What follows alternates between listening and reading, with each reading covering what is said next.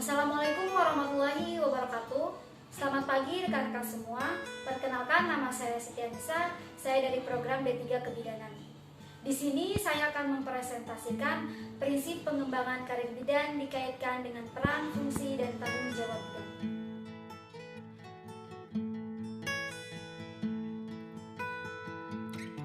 Baik rekan-rekan semua, pada pagi hari ini saya akan membahas 3 poin. Poin pertama itu peran bidan, yang kedua itu fungsi bidan, dan yang ketiga itu tanggung jawab bidan. Kita masuk ke poin pertama, yaitu peran bidan. Peran bidan sebagai pelaksana. Peran bidan sebagai pelaksana itu memiliki 3 tugas. Ada tugas mandiri, tugas kolaborasi, dan tugas rujukan. Tugas mandirinya itu contohnya bidan memberikan pelayanan dasar kepada wanita dan anak remaja terkait kesehatannya sebelum pranikah gitu. Yang kedua itu tugas kolaborasi. Contohnya ada ibu hamil yang datang ke bidan atau ke klinik untuk melakukan persalinan. Setelah bidan melakukan pemeriksaan, ternyata bayinya sungsang. Otomatis bidan tidak bisa membantu persalinannya sendiri. Di situ bidan berkolaborasilah dengan rumah sakit atau dengan dokter kandungan ya, gitu. Kemudian ada tugas rujukan. Terkait kasus tadi, ada ibu hamil yang datang untuk melakukan persalinan, tetapi tidak bisa melakukan persalinan secara normal. Kemudian bidan merujuklah ibu hamil itu untuk melakukan persalinannya di tempat yang memang alat-alatnya memadai, ya contohnya di rumah sakit besar gitu. Kemudian ada peran bidan sebagai pengelola. Peran bidan sebagai pengelola itu mengembangkan pelayanan dasar kesehatan, terutama pelayanan kebidanan untuk individu, keluarga, kelompok khusus, dan masyarakat di wilayah kerja dengan melibatkan masyarakat atau klien. Memberikan asuhan kepada klien rujukan dari dukun beranak. Selanjutnya, peran bidan sebagai peneliti. Yang pertama itu mengidentifikasi kebutuhan investigasi yang akan dilakukan. Yang kedua itu menyusun rencana kerja pelatihan. Dan yang ketiga melaksanakan investigasi sesuai dengan rencana. Contohnya menyusun rencana kerja pelatihan itu bidan menyusun akan melakukan pelatihan di mana gitu, dengan siapa yang akan dilatih. Misalkan akan melakukan pelatihan dengan dukun beranak, seperti itu.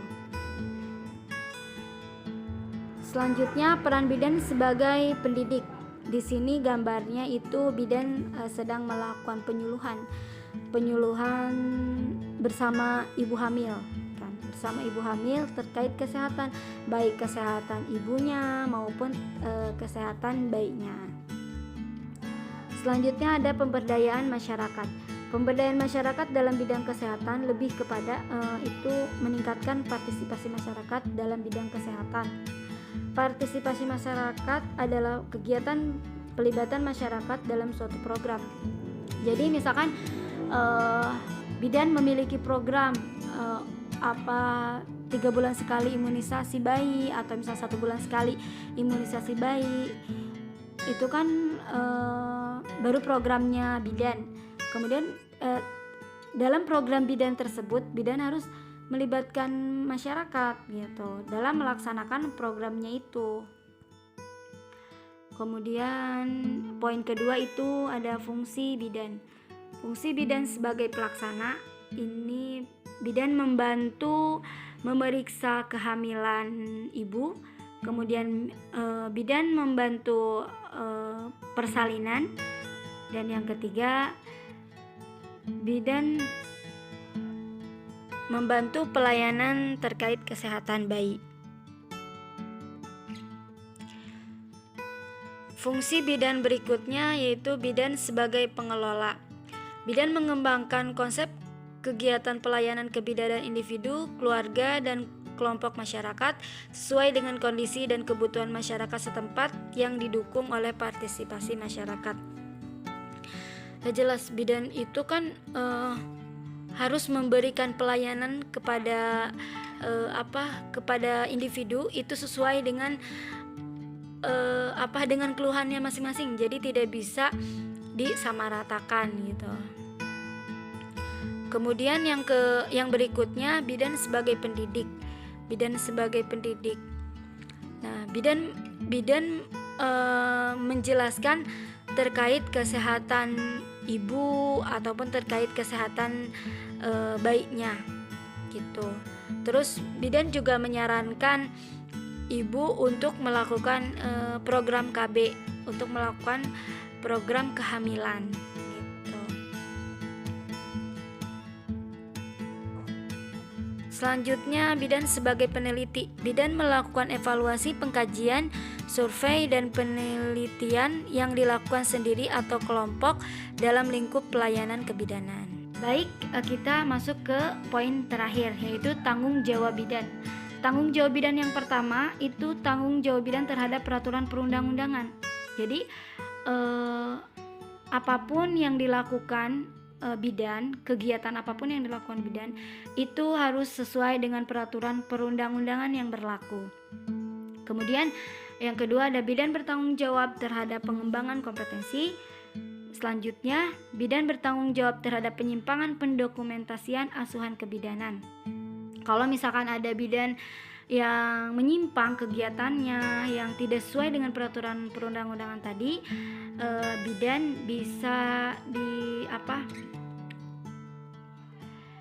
ditarik surat izin tugasnya seperti itu. Kemudian selanjutnya, bidan bertanggung jawab terhadap pasien serta keluarga pasien. Bidan bertanggung jawab terhadap profesi, dan yang terakhir, bidan bertanggung jawab terhadap masyarakat. Kesimpulan dari presentasi kita pada pagi hari ini, peran dan fungsi bidan itu ada sebagai pelaksana, pengelola, pendidik, peneliti, advokasi, dan pemberdayaan. Sekian presentasi yang bisa saya sampaikan pada pagi hari ini. Terima kasih atas perhatiannya. Sebelum saya tutup, saya punya satu pantun. Tak mau miskin, tak ingin kaya. Hidup sederhana menjadi kebiasaan. Sekian presentasi dari saya. Semoga menambah wawasan. Terima kasih. Salam sehat.